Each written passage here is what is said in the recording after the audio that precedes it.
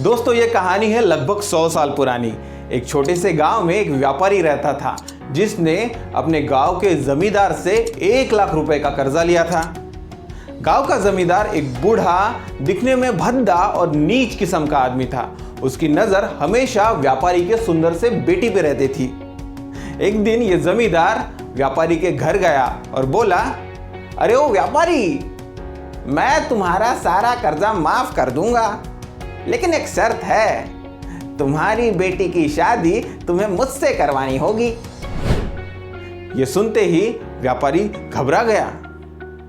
वो बोलने लगा, जमींदार जी मुझे कुछ सहूलियत दीजिएगा।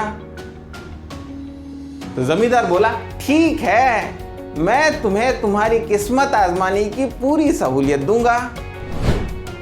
जमींदार ने व्यापारी से कहा कि मैं 2 अलग अलग थैलियों में एक काले रंग का और एक सफेद रंग का पत्थर रखूंगा। तुम्हारी बेटी उस थैलियों के पास जाएगी और किसी एक थैली में से कोई एक पत्थर उठाएगी।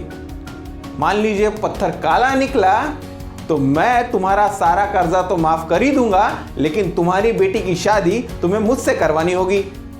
और पत्थर सफेद निकला तो मैं तुम्हारा सारा कर्जा माफ तो कर ही दूंगा, लेकिन तुम्हारी बेटी को मुझसे शादी करने की कोई जरूरत नहीं। जमींदार की यह अजीबोगरीब शर्त सुन के व्यापारी घबरा गया, लेकिन बेचारा कर भी क्या सकता था। वो चुपचाप अपने घर के अंदर चला गया। जमींदार ने व्यापारी के गार्डन में बने कंकड़ और पत्थर के रास्ते में से 2 पत्थर उठाए और चुपचाप दोनों थैलियों में रख दिए। जब जमींदार वो पत्थर उठा रहा था तब व्यापारी के बेटे ने नोटिस किया कि जमींदार ने दोनों काले रंग के पत्थर उठाए हैं। वो जमींदार की चालाकी समझ गई, लेकिन कर भी क्या सकती थी, वो भी बेचारी मजबूर थी। उसके सामने 3 रास्ते थे। एक तो वो थैलियों में से पत्थर उठाने को मना कर देती, या तो दोनों थैलियों में से पत्थर उठा के जमींदार की चालाकी सबके सामने लाती और उसको झूठा ठहराती, और या तो सब जानते हुए भी केवल अपने पिता के लिए अपने आप को उस जमींदार के हवाले सौंप देती।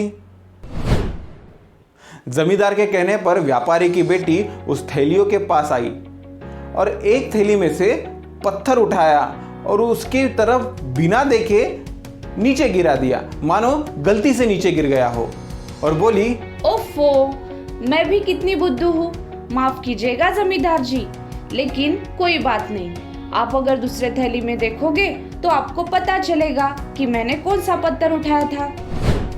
जाहिर सी बात है कि दूसरे थैली में जो पत्थर था वो काला ही था, और खुद की पोल ना खुले इसके लिए जमींदार को मानना ही पड़ा कि लड़की ने जो पत्थर उठाया था वो सफेद ही था। उसे मजबूरन व्यापारी का पूरा कर्जा माफ करना पड़ा और उसकी बेटी को भी जमींदार से शादी नहीं करनी पड़ी। तो दोस्तों क्या समझे, परिस्थितियां चाहे कितनी भी कठिन, कितनी भी गंभीर क्यों ना हो, कितनी भी समस्याएं गंभीर क्यों ना हो, आपने बहुत सारे लोग देखे होंगे जो कहते हैं कि दिमाग काम करना बंद कर दिया यार, कुछ समझ में नहीं आ रहा है।